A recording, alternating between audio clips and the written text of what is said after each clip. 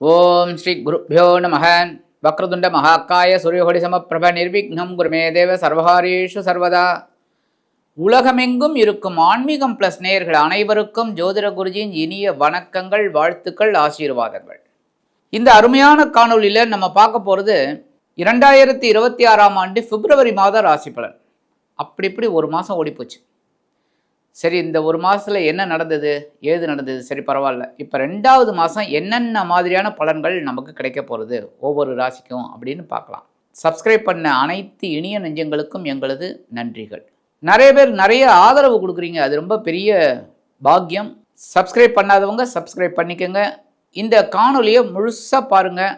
அதுக்கப்புறம் உங்களோட கமெண்ட்ஸை சொல்லுங்கள், லைக் பண்ணுங்கள், ஷேர் பண்ணுங்கள். இதெல்லாம் எங்களுக்கு ஒரு உத்வேகத்தை கொடுக்கும். அடுத்தபடியாக இந்த பிப்ரவரி மாத பலன் அப்படின்னு பார்க்கும்போது, இந்த மாத கிரக நிலைகள், கிரகங்கள் ஒரு இந்த மாதம் நகர்றது பாருங்க, அதில் ஒரு 4 கிரகங்கள் சுழற்சி இருக்குது, பெயர்ச்சிகள். எப்படி அப்படின்னா, இந்த புத பகவான் மாத ஆரம்பத்தில் மகர ராசியில் இருக்கார். அதுக்கப்புறம் பார்த்தீங்கன்னா ஒரு 2 நாள் தான், 3/2/2026 கும்பராசிக்கு வந்துடுறார். அதுக்கப்புறம் 25/2/2026 இந்த மாதம் முழுவதும் வக்ரகதியிலே இருக்கார், வக்ர ஆரம்பம். அதே மாதிரி 1 ஆயிடுத்தா 2, அடுத்தது யாருன்னா சுக்கிர பகவான். சுக்கிர பகவான் மாத ஆரம்பத்திலிருந்து ஒரு 4 நாள் தான் மகர ராசியில் இருக்கார். அதுக்கப்புறம் மாதம் முழுவதும் அவர் கும்பராசியில் இருக்கார். அடுத்தபடியே சூரிய பகவான், பிதாமகன் அப்படின்னு சொல்லக்கூடிய சூரிய பகவான் மாத ஆரம்பத்தில் மகர ராசியில் இருக்கார். 13/2/2026 அவரும் கும்பராசிக்கு வந்துடுறார். அடுத்தபடியாக செவ்வாய் மாத ஆரம்பத்தில் பார்த்தீங்கன்னா மகர ராசியில் உச்சமடைந்து அற்புதமாக சஞ்சாரம் பண்ணிட்டு இருக்கிறவர் 23/2/2026 அவரும் கும்பராசிக்கு வந்துடுறார். ஸோ இந்த 4 கிரகங்களும் அப்படியே இந்த மாதம் அப்படியே கும்பராசிக்கு வந்துடுறாங்க. சனீஸ்வர பகவான் அதே மீன ராசியில் தான் இருக்கார் மாதம் ஃபுல்லாக. அதுக்கடுத்து பார்த்தீங்கன்னா குரு பகவான் அதே மிதுன ராசியில் வக்ரகதியில் தான் இருக்கார். பார்வையும் பார்த்தீங்கன்னா துலாமில், தனுசு, கும்பம் ஆகிய ராசிகளில் விழருது. அடுத்தபடியாக ராகு கும்பராசியில் தான் இருக்கார். கேது சிம்ம ராசியில் தான் இருக்கார். இதுதான் இந்த மாத கிரக அமைப்புகள். அந்த வகையில் இந்த பிப்ரவரி மாதம் அப்படிங்கும்போது மாத ஆரம்பத்திலே தைப்பூசம் வந்துடுறது. தைப்பூசம் ரொம்ப அற்புதமானது. முருகப்பெருமானுக்கு உங்களுக்கே தெரியும், முருகனுக்கு வேல் வழங்கிய ஒரு நாள். அதாவது அம்பிகை வேல் வழங்குறா, எங்க சிக்கல். அது இன்னமும் பார்த்திங்கன்னா அந்த முருகப்பெருமானுக்கு அந்த வேல் கொண்டு கொடுக்கும்போது முகத்தில் அப்படியே பனித்துளி போல வேர்வை அப்படியே வழியும். அது இன்னமும் நடந்துட்டுருக்கு. அது பெரிய அதிசயம். அந்த வேல் கொடுக்கும்போது அப்படியே அந்த வேர்வை வர்றது ரொம்ப விசேஷமானது. ஏன்னா அவ்வளோ சக்தியாம் அந்த வேல், அவ்வளோ பலம். அதனாலே அதை வாங்கும்போது அந்த உஷ்ணம் தெரியறதான், அப்படி ஒரு ஐதீகம். ஆக இந்த பிப்ரவரி மாத கிரக நிலைகள் அப்படின்னு பார்க்கும்போது ஒவ்வொரு ராசிக்கும் என்னென்ன பலாபலன்களை கொடுக்க போகிறது அப்படிங்கிறத பற்றி நம்ம இப்போ தெளிவாக பார்ப்போம். இந்த பதிவுக்கு போகலாமா? அன்பான மிதுன ராசி நேயர்களே, இந்த அருமையான காணொலியில் நம்ம பார்க்க போகிறது 2026ஆம் ஆண்டு பிப்ரவரி மாத ராசி பலன். அப்படி இப்படி ஒரு மாதம் ஓடிப்போச்சு. 2026 ஆரம்பிச்சு இப்போ 2வது மாதத்தில் இருக்கோம். இந்த 2வது மாதம் கிரகம் எங்கெங்கே இருக்குங்க ஒவ்வொரு கிரகங்களும் அப்படின்னு பார்த்தீங்கன்னா, உங்களோட ராசிநாதன் புத பகவான், அவர் தான் உங்களுக்கு சுகாதிபதி. மற்றும் சுக்கிர பகவான் 5/12 குடையவர். 2 பேரும் எங்கே இருக்காங்கன்னா உங்களோட பாக்கியஸ்தானம் அப்படிங்கிற 9ஆம் இடத்துல ராகுவோடு சேர்ந்துட்டுருக்கார். அடுத்தபடியாக 6/11 குடைய அதிபதி செவ்வாய் அஷ்டமஸ்தானத்தில் இருக்கார், 8ஆம் இடம், அதுவும் உச்சம். கரெக்டா? 23/2/2026 தான் அவர் அப்படியே பாக்கியஸ்தானத்துக்கு வரப்போறார். பாக்கியஸ்தானத்துக்கு ராகுவோட சேர போறார். அடுத்தபடியாக சூரிய பகவான் உங்களுக்கு சகாயாதிபதி. எப்போவுமே ஒரு முயற்சி உங்களுக்கு கொடுக்குறவர் அவர் தான். அவர் மாத முற்பகுதி வரைக்கும் உங்களுக்கு அஷ்டமஸ்தானத்தில் இருக்கார். கிட்டத்தட்ட அந்த மாத முற்பகுதி அப்படிங்கும்போதே சூரியனும் செவ்வாயும் அங்கே உட்காந்துட்டு இருக்காங்க, அஷ்டமஸ்தானம். அந்த சூரிய பகவான் சகாயாதிபதி மாத பிற்பகுதியில் 13ஆம் தேதியிலிருந்து அவர் உங்களோட பாக்கியஸ்தானத்துக்கு ராகுவோடு சேர்ந்துடுறார். அடுத்தபடியாக சனீஸ்வர பகவான் ஜீவனஸ்தானத்தில் இருக்கார், திக்பலம் அடைஞ்சு சூப்பராக இருக்கார். 10ஆம் இடம் கர்மஸ்தானம், கர்மஸ்தானத்தில் இருக்கார். அதே சமயம் பார்த்தீங்கன்னா குரு பகவான் வந்து பார்த்தீங்கன்னா உங்களுக்கு 7-10 அதிபதி ஜென்மராசியில் இருக்கார், வக்ரகதியில் இருக்கார். ஜென்மராசியில் இருந்தாலும் பரவாயில்ல, வக்ரத்தில் இருக்கார். கொஞ்சம் டென்ஷன் இருக்குது, கவலைப்படாமல் ஒரு வேலையை செய்யுங்க. ஆனாலும் குருவோட பார்வைங்கும் போது பஞ்சமஸ்தானத்தில் விழழுது, கலத்தரஸ்தானத்தில் விழழுது, பாக்யஸ்தானத்தில் விழழுது. அடுத்தபடியாக சாயா கிரகங்கள், சர்ப்ப கிரகங்கள் அப்படின்னு சொல்லக்கூடிய ராகு பகவான் உங்களுக்கு பாக்கியஸ்தானத்தில் இருக்கார். கேது பகவான் 3ஆம் இடம் என்று சொல்லக்கூடிய சகாயஸ்தானத்தில் இருக்கார். இந்த கிரக அமைப்புகள் தான் இந்த மாதம் முழுவதும் கிட்டத்தட்ட 8ஆம் இடம் 9ஆம் இடம் இந்த 2 இதில் தான் ஏகப்பட்ட கிரகங்கள் அப்படியே உட்காந்துட்டு உங்களுக்கு சில வேலைகளை காமிக்க போகிறது. அந்த வகையில் மாத பிற்பகுதி வரைக்கும் நீங்கள் என்ன பண்ணணும் அப்படின்னா, உத்தியோகத்தில் இருக்கிறவா ரொம்ப கவனமாக வேலை செய்யணும். ஏன்னா சில சமயம் தவறுகள் ஏதாவது ஒன்று நடக்கிறதுக்கு வாய்ப்பு இருக்குது. அதெல்லாம் கொஞ்சம் கவனமாக உத்தியோகத்தில் வேலை செய்கிறது ரொம்ப விசேஷம். அதுமாதிரி தொழில் வியாபாரத்தில் சின்ன சின்ன பிரச்சனைகள்லாம் இருக்கும், அதெல்லாம் பெருசு பண்ணாமல் போய்கிட்டே இருக்கணும். இல்லை அப்படின்னா வீண் பழி அவமானங்கள் இதெல்லாம் வரத்துக்கு வாய்ப்பு இருக்குது. இந்த நேரத்தில் வம்பு வழக்குகள் அதிகமாகலாம்.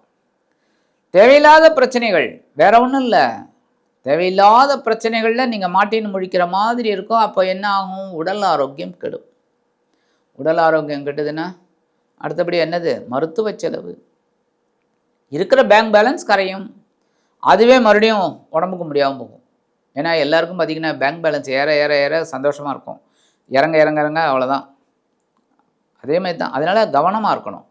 குடும்பத்தில் குழப்பம் இருக்குங்க.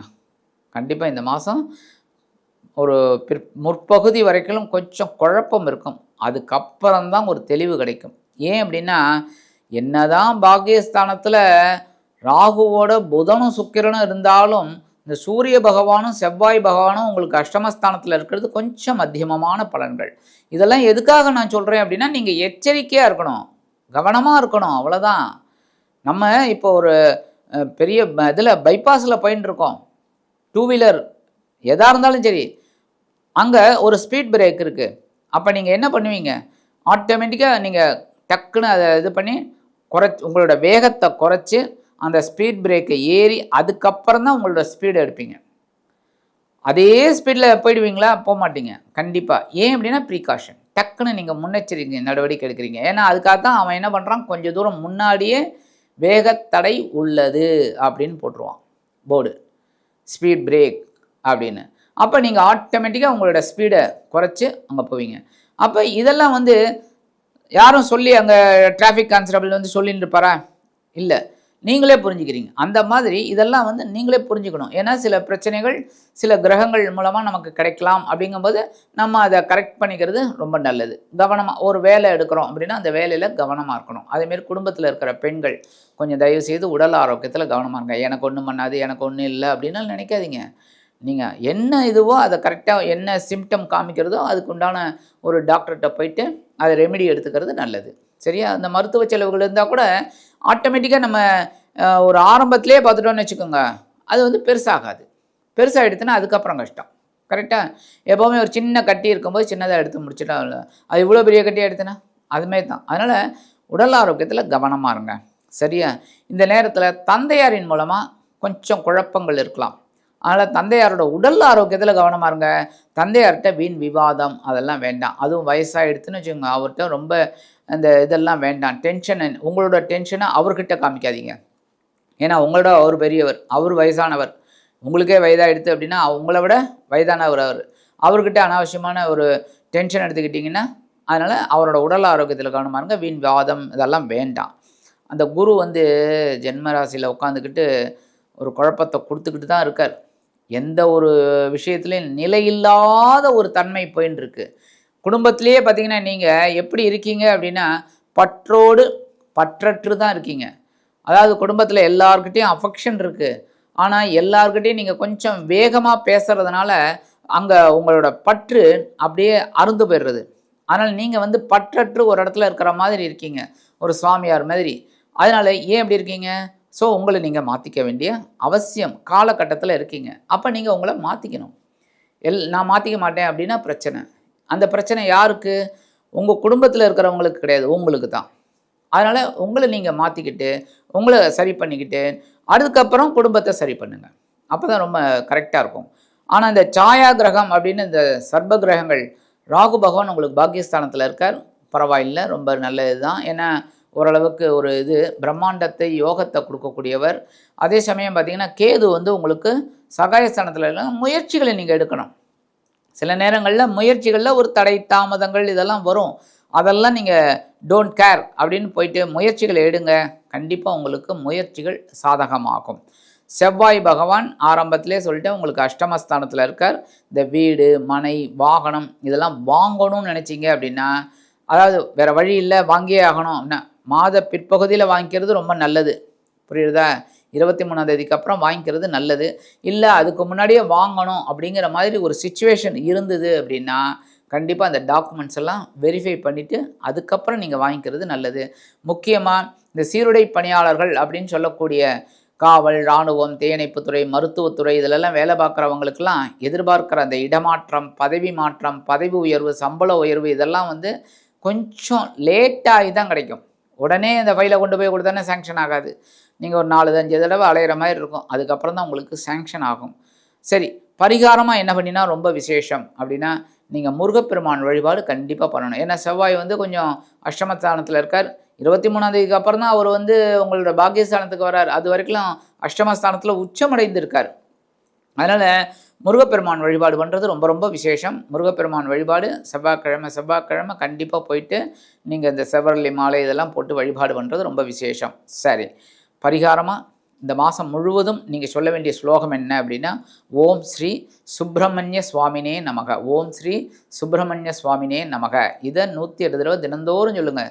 பிப்ரவரி மாதம் 1ஆம் தேதியிலேருந்து 28ஆம் தேதி வரைக்கும் தினந்தோறும் 108 தடவை ஓம் ஸ்ரீ சுப்பிரமணிய சுவாமினே நமக அப்படின்னு முருகப்பெருமான வழிபாடு பண்ணுங்க. அற்புதமான பலன்கள் அற்புதமாக சித்திக்கும். ஆக இந்த சின்ன பரிகாரம் நீங்கள் பண்ணினாலே இந்த 2026ஆம் ஆண்டு பிப்ரவரி மாதம் உங்களுக்கு அற்புதமான ஒரு மாற்றம் தரக்கூடிய மாதமாக கண்டிப்பாக அமையும் என்று கூறி விடைபெறுகிறேன். நன்றி, வணக்கம். மீண்டும் ஒரு அருமையான காணொலியில் உங்களை அற்புதமாக சந்திக்கிறேன். வாழ்த்துக்கள். வாழ்க வளமுடன்.